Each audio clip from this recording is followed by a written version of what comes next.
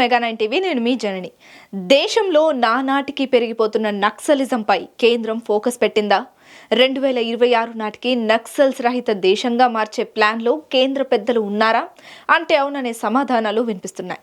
ఈ మధ్య కాలంలో కేంద్ర హోంమంత్రి అమిత్ షా చేస్తున్న వ్యాఖ్యలను బట్టి చూస్తే ఈ విషయం స్పష్టంగా అర్థమవుతుంది. అయితే కేంద్ర పెద్దలు భావిస్తున్నట్లుగా నక్సలిజాన్ని అంతం చేయడం అంత ఈజీనా అంటే అసలు కాదనే సమాధానాలు వినిపిస్తున్నాయి. ఎందుకంటే గతంలో కూడా కేంద్ర రాష్ట్ర ప్రభుత్వాలు నక్సలిజాన్ని అంతం చేసేందుకు ఎన్నో ప్రయత్నాలు చేసినా అవేవి వర్కౌట్ కాలేదు.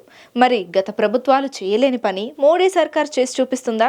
అందుకోసం మోడీ సర్కార్ వద్ద ఉన్న ప్లాన్ ఏంటి? Let's watch. నక్సలిజం ఈ పదాన్ని ఎక్కడో ఒక చోట ఏదో ఒక సందర్భంలో తరచూ వింటూనే ఉంటాం. మరీ ముఖ్యంగా పల్లె ప్రాంతాల ప్రజలు ఈ పదాన్ని ఎక్కువగా వింటూ ఉంటారు. 1960 నుంచి తిరుగుబాటు శక్తిగా పురుడు పోసుకున్న నక్సలిజం ఇప్పటికీ కూడా ఆయా రాష్ట్రాల్లో పంజ విసురుతూనే ఉంది.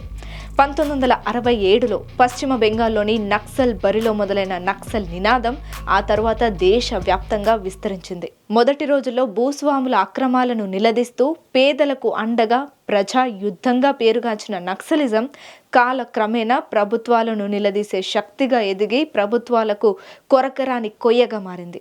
అయితే గతంతో పోల్చితే నేటి రోజుల్లో నక్సలిజం అనేది చాలా వరకు సమసిపోయింది. ఎంతలా అంటే దాదాపు 40 నుంచి 50% తగ్గిపోయిందని నివేదికలు చెప్తున్నాయి. పైగా నేటి ఆధునిక ప్రపంచంలో ప్రజలే నేరుగా ప్రభుత్వాన్ని ప్రశ్నించే పరిస్థితులు ఉన్నాయి. అందువల్ల గతంలో నక్సలిజానికి ఆకర్షితులైన వారు నేడు జనజీవన స్రవంతిలో కలిసిపోతున్నారు. అయినప్పటికీ పశ్చిమ బెంగాల్, ఛత్తీస్గఢ్, ఒడిశా, మధ్యప్రదేశ్, తెలంగాణ వంటి కొన్ని రాష్ట్రాల్లో మావోయిస్టుల ప్రభావం కనిపిస్తూనే ఉంది.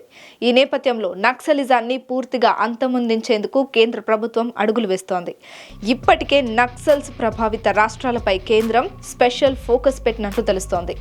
మావోయిస్టుల కోసం కూబింగ్ చేసి ఎక్కడికక్కడ వారిని మట్టుబెట్టే ప్రయత్నం చేస్తోంది. తాజాగా ఛత్తీస్గఢ్లో జరిగిన ఎన్కౌంటరే అందుకు ఉదాహరణ. ఈ ఎన్కౌంటర్లో దాదాపుగా 14 మంది నక్సల్స్ హతమయ్యారు. ఈ సందర్భంగా కేంద్ర హోంమంత్రి అమిత్ షా చేసిన ట్వీట్ ఆసక్తికరంగా మారింది.